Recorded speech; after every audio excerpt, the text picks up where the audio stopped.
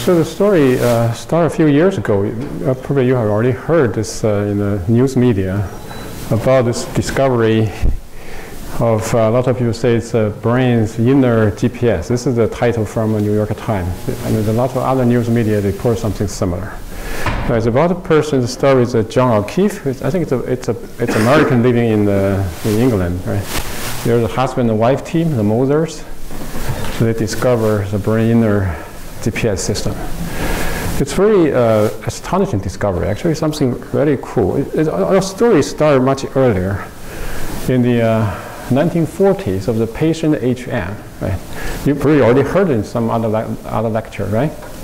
So this person has a surgical removal of both sides of his hippocampus, and after that he has a problem to remember new things. Right? There's a problem. It's very serious. Right? You cannot remember.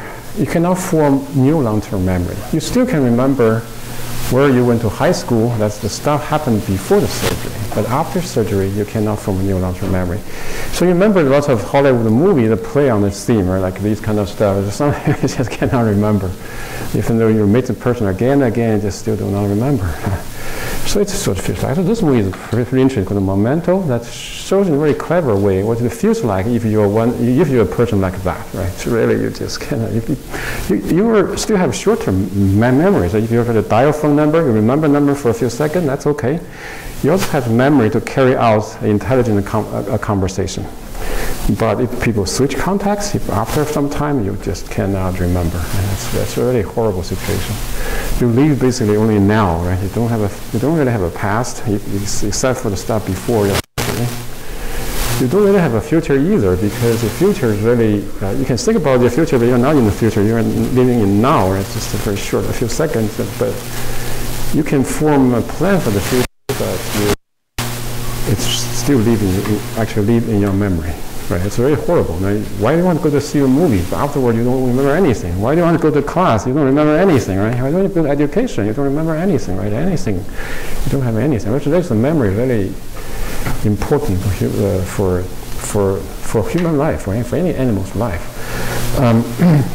So that inspired people to do recording from the animal to see what this structure or the hippocampus, what's this thing actually doing. So the discovery is very surprising. What they did is, this is a typical experiment look like this, right? You have a rat, you record from the hippocampus for single neurons. Today you can have more, you can have recording from many neurons simultaneously. Then you have a camera on the top, you can track the position. So in this case, we have two lights. One red, one light, just not only the animal's location, but also its heading. So this is a typical discovery. If you get a cell from a hippocampus, you find that the neuron, this activity, the firing rate of a neuron is a function of the animal's location. The cell fire in some locations, they're very quiet in other places. So this is a very typical finding. If you record cell from the hippocampus of a rat, this is a typical finding. It's not say this is very rare, only like 5%. It's the majority of the cell behave like this. Very strange, right?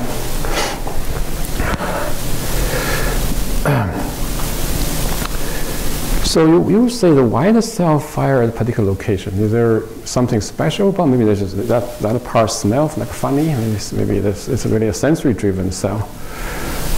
So this experiment like this, or many experiments like this, it try to show why the cell fire at a particular location. In this case, this is cylinder. All right, you look from above. The cell fire this location. In this case, the environment is symmetrical except for this piece of card. They call cue card. So basically, this is the only landmark, right? Otherwise, the environment would be symmetrical. So what you do is that you take out the rat, and if you place it back in, the cell still fire in the same location. It's very stable, right? It's not the environment stable. But you take out the rat, and then you play a trick. You put this piece of paper on the new location. Then you put the rat back in. So that cell will rotate with the same angle. Right? And notice that if you put it back, it goes back. So that means the firing of the cell is really based on the familiar landmarks. Right? That's determining where the cell should fire. So here's one actual recording from a rat running on a figure 8 maze, but really not a maze, just a wooden track. So there's no wall, the animal can see everything in the room. So animal running here. So whenever the animal goes into this corner, you see the cell fire. So the time is not real time, but you can hear the different action potential spikes from the animal. So most of the time, you see the cell is very quiet, right? That's in the hippocampus. The cell is not doing anything most of the time. And on the left side, this is sometimes it fires somewhere as well. It's really reliable. So this is the cumulative diagram for maybe 15 minutes, 20 minutes. You see the cell fire mostly here, right? So this is called the place field. The cell is called place cells. You may say, okay, maybe this corner really has a funny smell. Maybe it looks funny, right? That's possible. But this is another cell recorded simultaneously. This cell doesn't like this corner at all, right? You can see the rat running, doing the rat kind of thing. The cell is quiet here. It doesn't care about this corner. It cares about this location here. So it's not that corner special. So every location is actually special for some cells. You have many different cells. They should cover all possible locations.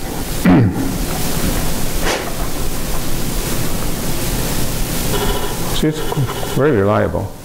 So if you record a bunch of neurons simultaneously, in this case, I think this shows like a few dozen cells record simultaneously.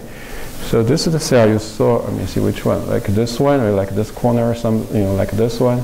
Some of them like the middle, right? Actually, some like here, right? So based on the activity of the cell, if you're listening to all the cells simultaneously, you can figure out what's the location of an animal, even without looking at the animal, right? So these are very typical in the hippocampus. So where is the location of hippocampus? So this is a simplified diagram of a macaque monkey's brain, right? There's different boxes of different cortical areas. So you already learned that for the visual system, you start from, from retina. This starts from LGN, the part of the thalamus, and goes to cortex, a different part, a different area, V1, V2, V3, and so on, V4, and all different area, specialized for different things. So there's a hierarchical organization. The information first go to layer and go to further layers, but when you go up and up, what's the area that's the farthest away? It's the most far away from the sensory periphery. That's the hippocampus. Like over there, you cannot go any further. You cannot go any higher. So this side, this is actually the motor system. That's the output of the brain, right? It does some motor response. These are somatosensory system.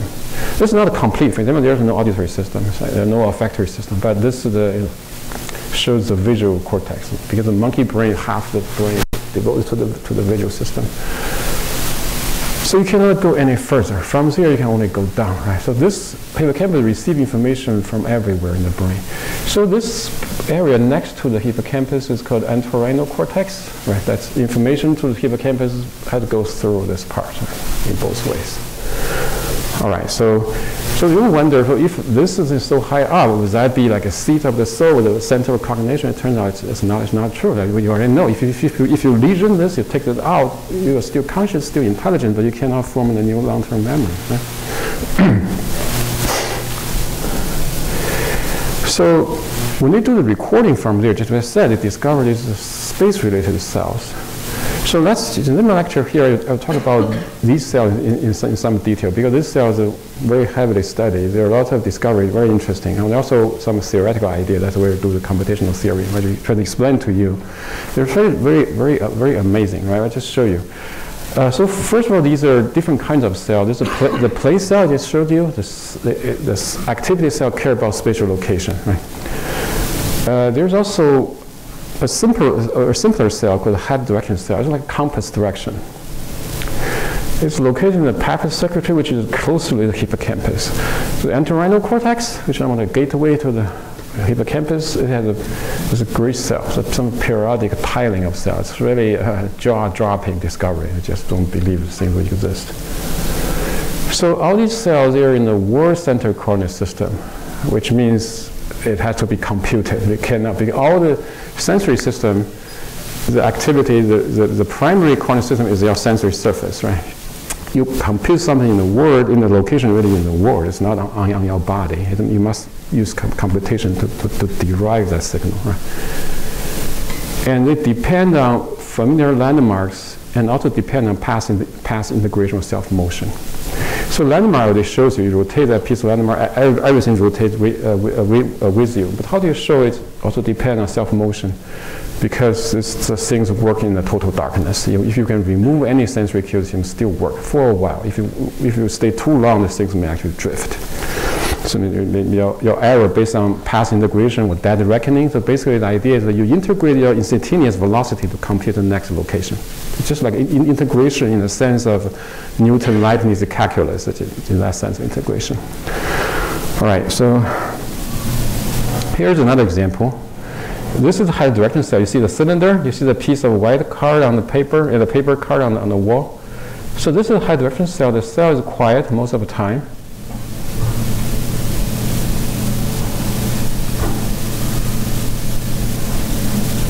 Still quiet.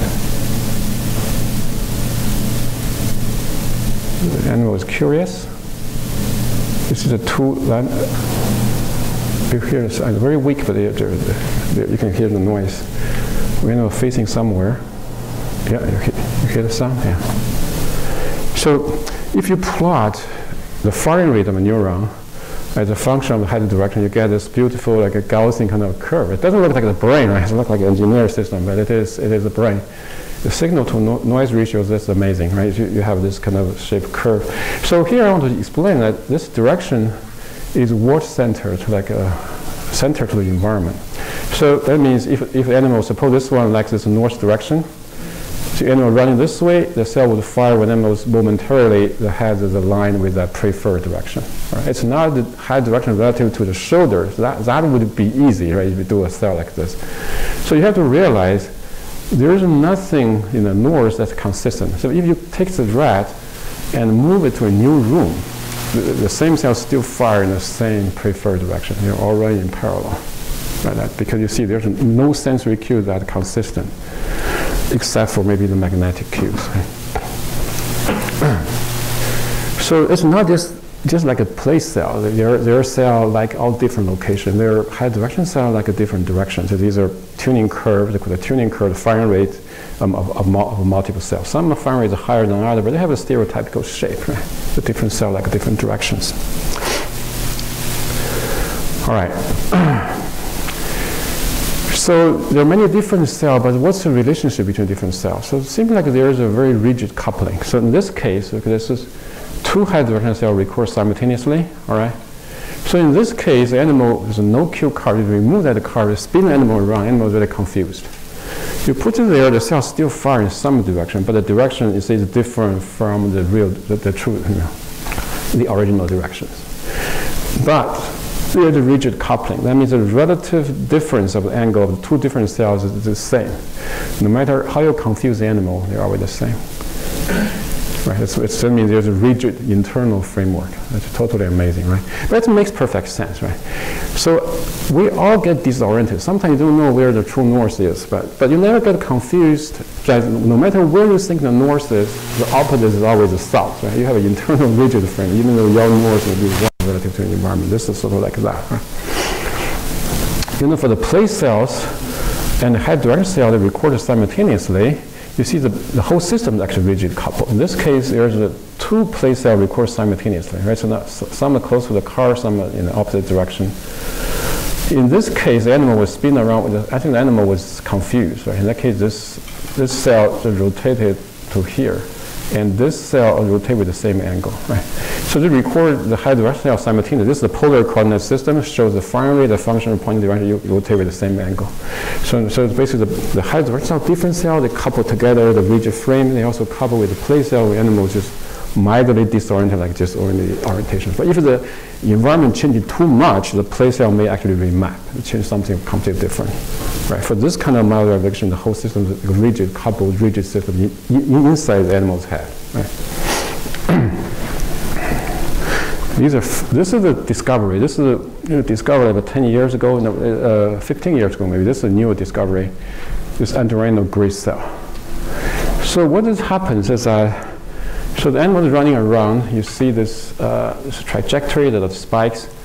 This is the average firing rate. So you see the periodic pattern here. the different cells, they fire in multiple locations. Unlike in the place cells sometimes are multiple locations, but it looks like a random location. But here is the periodic location. So you have a hexagonal grid with triangular grid. So the different cell in the neighborhood in the brain, they all have the same spacing, same orientation, except for the spatial locations may be slightly different. These are 3 cells, not these 3 cells, but you plot them location, you see this green one like this location, the red one and the blue one, they're just slightly offset from each other. Right? So this is caught people by surprise, right? Because the place cell, you say, okay, that's still you can conceive, but how is this possible in the brain? You see the space is continuous, homogeneous, right? Why is there the periodic stuff in your brain? And this and the place cell can build up from signal like this. So this is entorhinal cortex before it go to hippocampus. Right? So this shows the same thing. On the place cells, the high direction cell, the grid cell, they all work in total darkness. Right? That's the so this is, see this in the light trial, you have this firing field here. In the dark, they'll still fire in the same location. In the light, they come back, it's still same location. That's true for all these 3 types of cells. All right. So here is another amazing fact about these grid cells. So the cells in different locations of entorhinal cortex, they have different scales. Some is the grid, you see, the spacing is small. This one is larger, it's even larger. It's not a continuum of scale. There are only a few, maybe 4 or 5 different scales. There's even like a ratio of the, I don't know, it's a square root of 2, or like there are different kind of theories. So there are multiple scales. So is there any question about these? It's okay? All right. So these are really caught people by surprise. So this guy got Nobel Prize because this really doesn't look like the brain, right? So how is it possible? What's the theoretical idea? Why is it you can have this kind of activity? This is a sort of possible mechanism. This is the previously leading theory, it's called the attractor theory. So similar to the half-field network we talked about before, is that the activity is self-sustained. Right? You don't have the external drive to drive it, so that it can be self-sustained. And there are stable states of the system. So in that way, it's called the attractor, which if you are something similar in the neighborhood, they will attract to that activity pattern. So these arrows shows that the signal will start from a high direction cell. It's more basic. It's like a compass. Right? They just have that preferred direction regardless of your location. The grid cell is more like a tiles. Right? It's periodic. So it's the same. But the tile is a small tube. Is a small tube piece of reality. We use the same thing again and again. So this is pretty called the attractor. Its topology is like a torus, which is wrapped around yourself.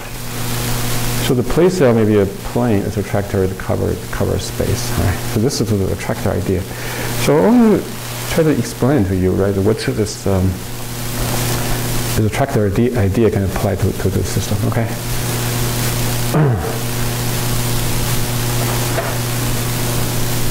So first of all, let's go back to the basic fact. So this is a little icon that shows this. This is a high direction cell, one-dimensional. It's easy to explain, right, compared with the two-dimensional. Let's start with this first one-dimensional system and see, how can you explain this kind of phenomenon, right?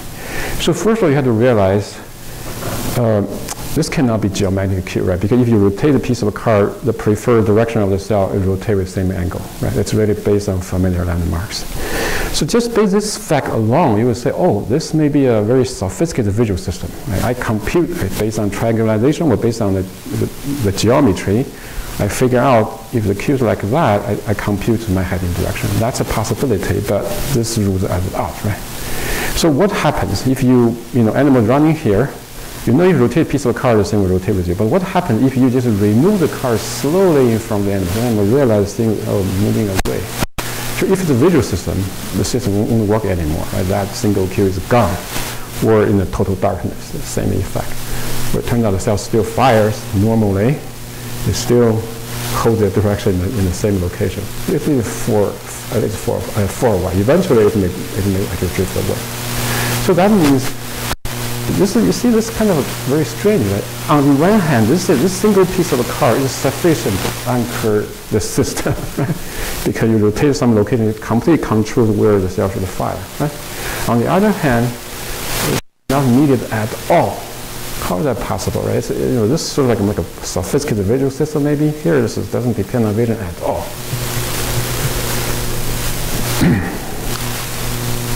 So how can how is that possible? But this all makes perfect sense, right? But based on what we know about sense of direction.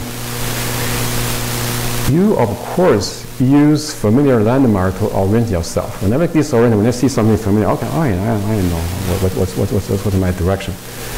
But if your landmark collapses in front of you, where there's a power outage in the dark, you still know where to go, right? It's not say you rely on, you use it, but you don't rely on that, right? So here's the idea, which people generally think it's true. So the system works. First of all, it holds the activity, the cell fire, not because it's driven by some sensory cue. It's because at the low it's driven by the immediate input. You go high up in the brain, so you close your eyes. It's not say you completely just collapse immediately, right? It's not just complete sensory driven. You have some internal thing that holds up on its own, right? But this one is a very simple example of that. Just what's your current heading direction.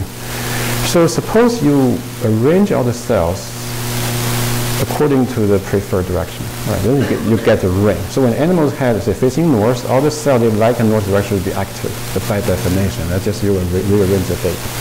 When the animal's head is pointing in a new direction, the activity bomb will move to a new location, correspond to that direction, right? So you can plot me this way, so the bump activity. So all you need to explain is really just that how this activity can hold on its own without any particular sensory input. That part we know. It's like Hopfield network, like you have a system that's set up in a way, this kind of bump state is a stable state. Right? It's there, it's active on its own. So you need basically two mechanisms. One is called the passive regulation, but whenever animal moves, it's based on the fact you know the velocity that's from the vestibular system, from the motor, from the copy, your sensory system, you know you're moving, right? You use that thing to update. So you rotate to the right, you just drive the bump to the new location. That's like that you have like an inertial guidance system. But that system, if you work for a long time, it won't work because error accumulates. You have to use a landmark. The landmark, even though they have a strong effect, the input to the system probably extremely weak. It doesn't rely on it at all. You can guide the system, but the activity is there. It's just self-sustained, right? So I think that's reasonably clear, right? So this is theory, all right? So let's go into some mathematical detail, right? This is actually very easy if you understand the Hopfield network. So the equation looks almost identical, right? You have some connection weights, you have a decay term, you have some external input. It's identical. Actually, it is identical. So the difference is that the wiring, the connectivity is slightly different. So in this case, is that you can draw this weight distribution of weights. So what this means is that if I start from one neuron, all right, and see how it affects its neighbors. So here you assume that you excite your neighbor. So this plot is the synaptic connection weights as a function of the distance from one neuron to the next. Right? If you're close by, you excite your near neighbor. If you're far away, you inhibit your thing that's far away. All right, and this is the same everywhere. So if I start from this neuron, how this neuron connects with the neighbor is exactly the same way. So this is called rotation invariant or shift invariant. Right? It's the same pattern everywhere. Just assume that. All right. So the equation would be worked the same way as a Hopfield network, right? Except for the connection weight, IJ have this kind of special pattern.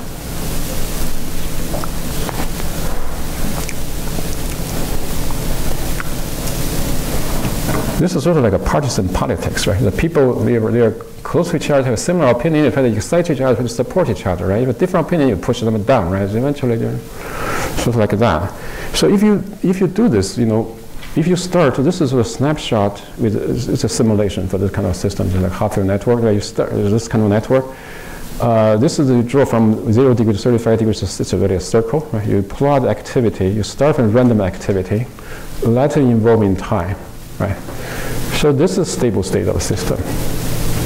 It's a peaked bump. So this is the one concept called the symmetry breaking. Right? You start with something that's symmetric because the situation is the same everywhere.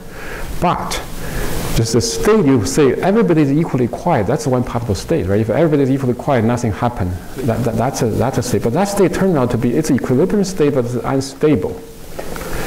If you make a perturbation, right, just like, in the beginning it's slightly different. So that small difference is going to be amplified. Eventually the bump will emerge somewhere. It's not, because the situation, you start from here, if you start with 2 bumps, that's unstable. Eventually, 1 bump will win over. Right? So because the situation is the same everywhere, the bump can be centered anywhere you want. Right?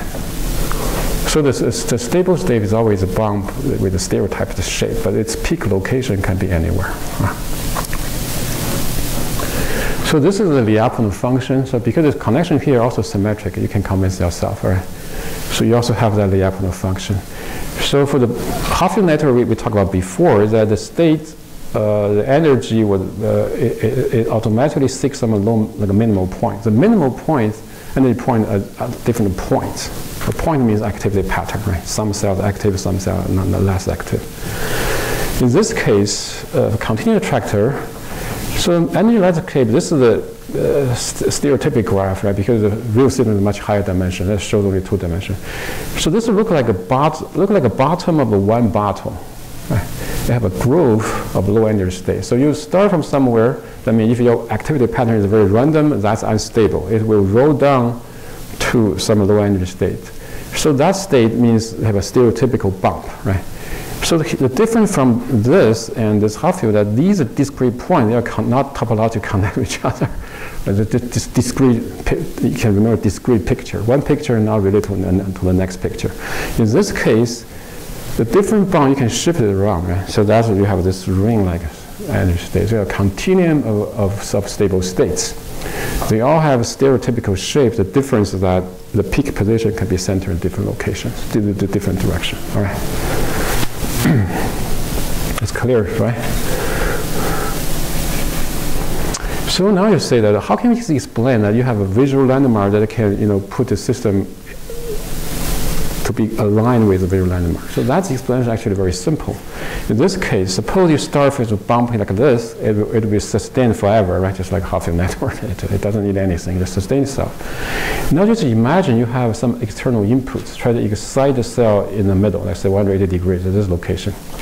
So what happens is that even if your input is very weak, it's just persistent, that presumably some maybe visual cell, you recognize some landmark, you try to excite some other part of the cells, right? If I have even weaker persistent input, the fact that this activity will drift away to stays there. So of course you can imagine from each cell point of view, the most input coming from its neighbors, the cells that do similar things, right? The external input, even if it's very small, because you remember the analogy here. So this is the balance thing on this thing, the energy, all stay almost identical. It's exactly identical. You add some little thing in there, even though it's just like a tilted thing. It's the table is not perfectly flat. Even you should just tilt a little bit, the ball will roll, right? So that's an experiment that's a visual cue. Even if it's very weak, it has a dominating effect, will determine where the cell should fire. Right? All right. That's kind of a counterintuitive, right? You think that, oh, this is so dominant, it must be there's a very strong visual cue, it's completely override everything else. So you actually it can be very weak because the system is tuned in such a way it's stable everywhere. You just add a small imbalance, some small asymmetry, the thing will go into that location, right? Even if it's very small. How do you do the path integration? So that part is actually more tricky. The exact mechanism is not figured out yet. People are still working on this, right? But here's some general idea. Is that if you have asymmetric connection, that means you start from this cell. Suppose you excite your right neighbor more than your left neighbor. You just shifted your activity pattern a little bit. If you do that, it's the same everywhere, the same thing, all right? So the activity pattern will start to move while keeping the same shape. It's like a traveling wave, right? It's like a solid on a single, wave packets.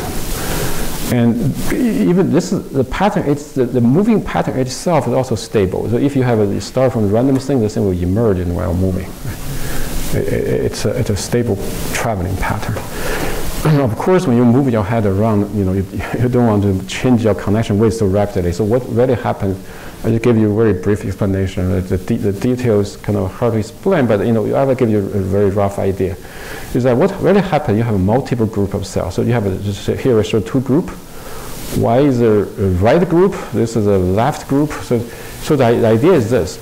So all the cells are hyperdirectional cells. They sustain their own activity. But there is a little trick. The trick is that the cells in the right group, they excite their right neighbor more in the same group and also in the other group. All right, it's the same everywhere. So the left group try to push everything towards the right, towards the left. All right. So the two groups are like two political parties.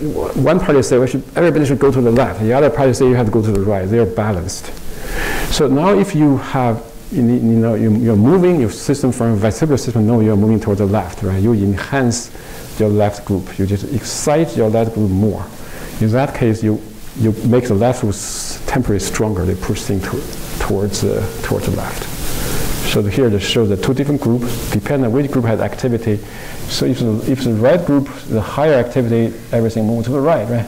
If the left group is stronger, everything moves to the left. Right? So you don't need to change the connection weight. So the total effect is already similar to that. So basically, all the current theory, they'll think there's something like that. Like not be exact. There are many different versions of the theory, but that's the idea. You change the balance. All right. So this is some theory for this.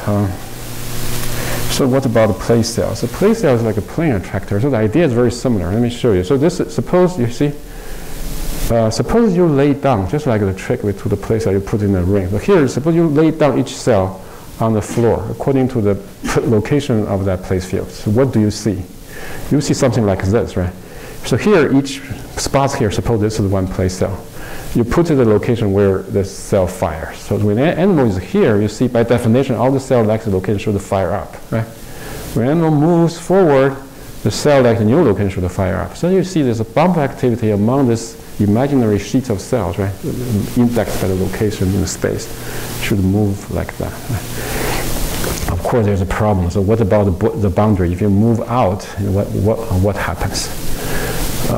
So the system is similar. You have this is stable. You can also move it around. So what happens at the border? So one idea is that maybe you connect this border with this border, just like wrap it around like a cylinder, right? And you wrap the other thing around the cylinder. So if you do that, you get like a torus, right? In that case, you can. But there are different ideas how this is done. So one is maybe the border boundary. Another is that you have a Turing pattern. So Alan Turing. Alan Turing is very famous for building the Turing machine. Right? It's a foundation of computer science, the theory of computer science. But he also did another work, also very important. It's called the Turing mechanism for morphogenesis. So the idea is that if you have a bunch of for the neuronal version, it goes like this. So this is the sheets of cell, two-dimensional, each point is one neuron, all right? Suppose you excite your near neighbor, inhibit your far neighbor, right, just as we said before.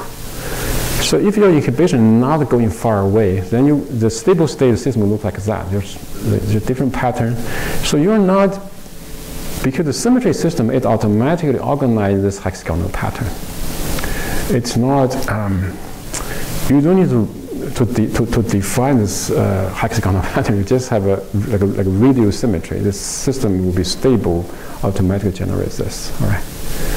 So these are a little bit harder to explain, but I just want to show you. That's clear so far, or is it something still unclear?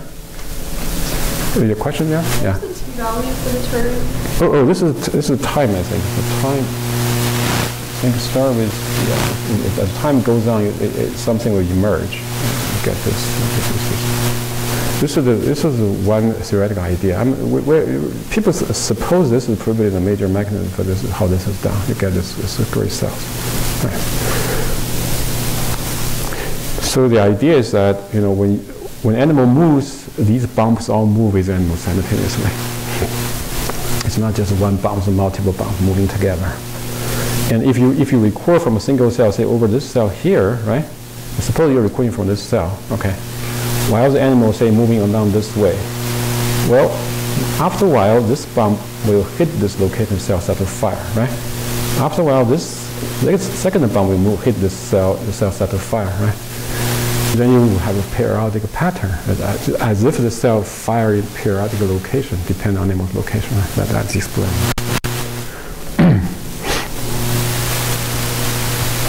So it's a little bit harder to explain, but I want to show you this. You see, the brain is really amazing, right? So this kind of things. Unexpected. So what about different animals? Is that rats is really special, very weird, or is it true in generally different animals? I think the most recent result from like a Janina farm, it's not that far away, is that they found the cells in flies, fruit flies. They have like a torus, like they have a high direction cell on a torus, like an ellipsoid body. You can really see a torus in there.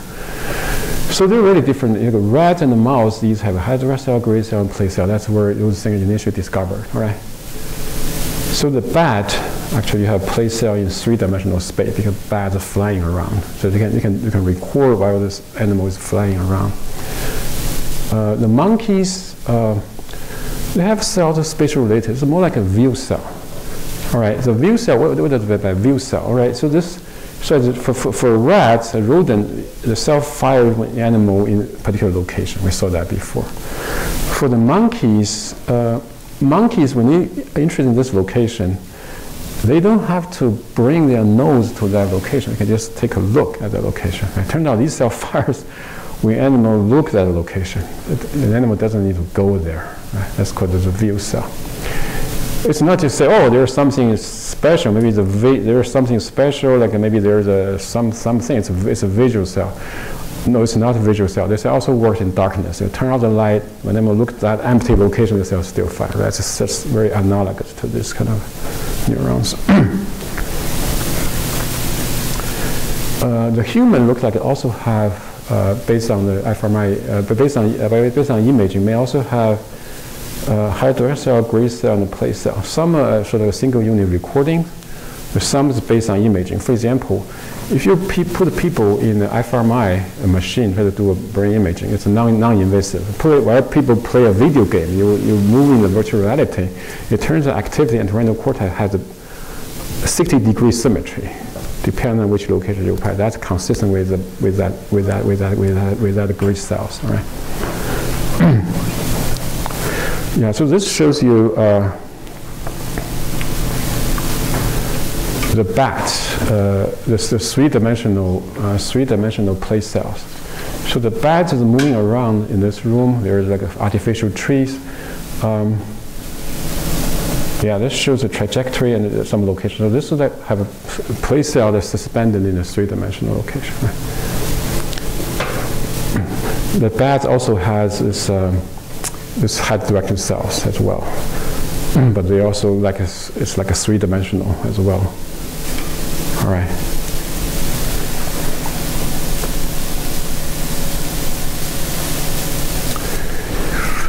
Human hippocampus. I'll give you an example. This is also amazing. I'm sure you have seen this in the popular press, right? So in the hippocampus related region, what about? But the humans, unfortunately, they only we recorded cells while human playing video game, like a taxi game. You're driving the city to pick up people.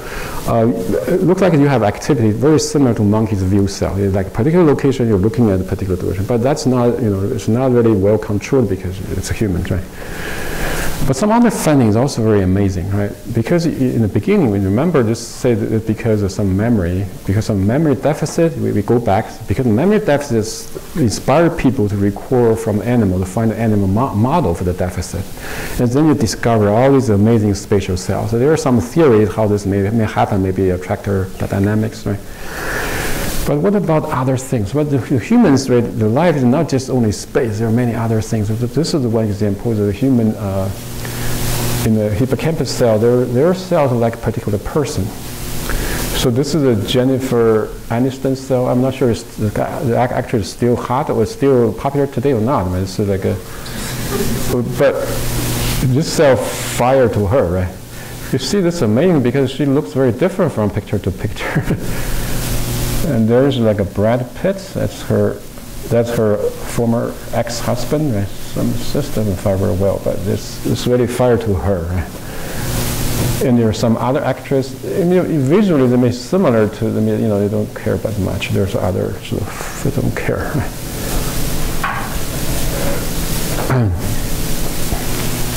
So there's another. This is a Halle Berry cell. There's another actress, which is bound to her. And also, this is her drawing, right? There's some other, like this is called this is a Catwoman. It's bound to her. There's some other, I'm not sure, this is another, but even let's look at this. This is that's an English word. That's her name, right? Self-response, right? Maybe even more vigorously. So you can. This is, I would say, this is more like the Hopfield network. Right? You have a lot of things associated with that attractor. Even any of the cues will evoke the response of the neuron.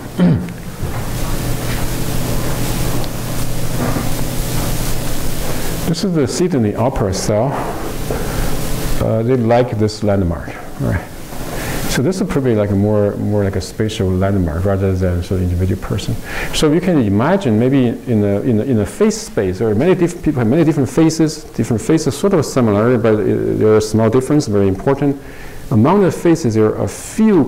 It's a really configuration of different cues, right? The distance between the eye, the shape of the eye, the nose and the mouth, and so on. If they configure in a particular way, that defines, say, Halle Berry, right? Maybe this is just like from the point of view of hippocampal cell, really you have no idea whether you're inside the flying bat, you're inside the rat, or human. How would you know? You don't know, right? You just receive information from other cells. And maybe the learning rule, which I'm going to cover later, but maybe similar, right? You handle information in a similar way just because the nature of the inputs look different. It looks like you represent different things. One you represent space, another represent other things, maybe landmark, and maybe even people. Maybe there's a more general computational principle among all these different things. But I cannot give you that theory because the theory does not exist yet. Maybe in the future some of you may figure this out. So I only give you example of these examples. I thought it's very amazing. I myself just completely think that's just totally unbelievable. And there's some theory, like the attractor theory. I'm going to give you some. I think you already have homework on that. You can play with this system and see how even we use some idea from the brain organization, you can already get some phenomena. It's pretty interesting. I think that's all for today.